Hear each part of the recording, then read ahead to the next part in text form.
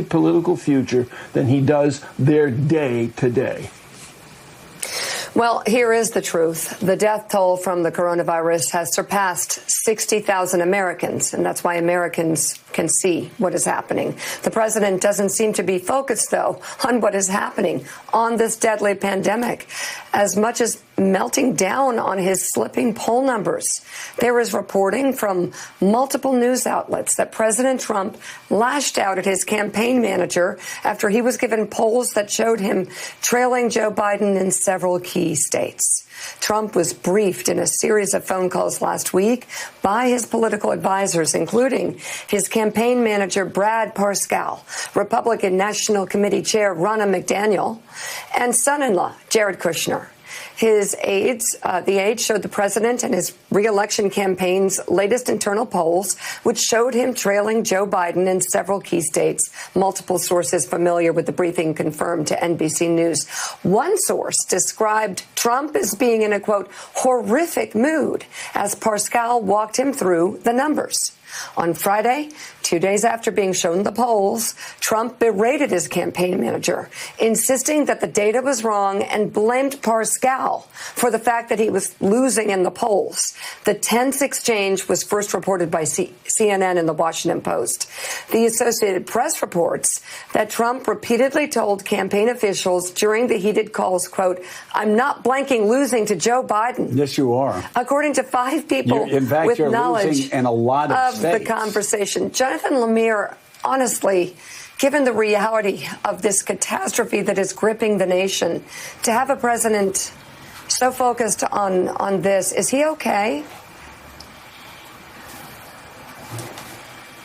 His focus, Mika, at the beginning was the economy, which is why he was so slow. Many people around him believed to act because he only was spurred to really put a plan into place once the market started to tumble at the end of February. And right now, yes, his focus is largely on his reelection. I mean, he faces voters again in about 6 months. People around him certainly have reached a point where they are deeply concerned. They're concerned about his performance day after day in those coronavirus task force briefings. They're concerned about his focus on Twitter, and they're concerned that this crisis could indeed get worse. Medical experts, his public health team, as we just have been playing, have all predicted in one voice that the virus is going to make a comeback this fall, and the president simply doesn't want to hear it. His push now is to try to encourage these states to start reopening their economies. Of course, mostly, let's underscore this, that decision largely lies with the governors, but certainly encouragement from the White House would go a long way to pushing people back to work, to pushing people back potentially in some areas to school and so on. But of course, the president doesn't want to deal with the reality of these poll numbers. He's long dismissed them. He's prone to believe good poll numbers and not believe bad ones. And that's what happened again last week when he snapped at his senior staff, even threatened to sue Brad Parscale for spending 2 years, we're told, for spending 2 years, we're told, in creating an invincible reelection campaign, only to have it now trailing who the president believes is an inferior candidate in Joe Biden. Now, we should note the president did tweet last night, denied a lot of these accounts, but the AP, we have multiple sources who have firsthand knowledge of this, what happened in there. So do other news outlets. This is an attempt by his senior staff to try to get the president to change course before it's too late.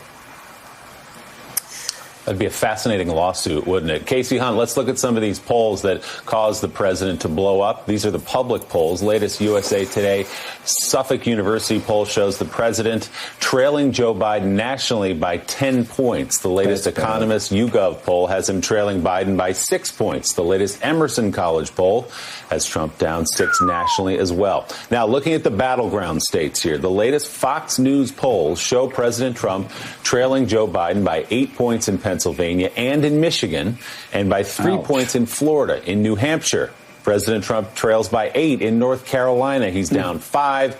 In the state of Texas, the president in a statistical tie with Joe Biden in Texas. Wow. And in the president's home state of New York, Trump trails by 36 points. So, Casey, these are the public polls.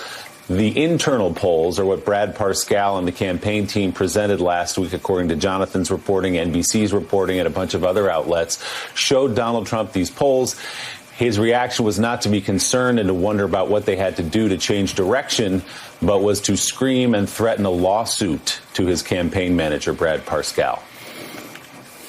Which seems to be, first of all, the opposite of what Brad Parscale and his campaign were trying to achieve by doing this with the president. They're the ones, in any single given poll could be right or wrong in the end of this, but every campaign is looking at trend lines, both in their internal numbers and their the public numbers that we just walked through. And the trend lines right now for this president show that he needs to do something to turn it around. And his advisors felt that the situation was so serious that they needed to risk a confrontation with a boss that they know to be volatile in this way. And they went ahead and did it anyway. And this was the result. And you can see, from all of the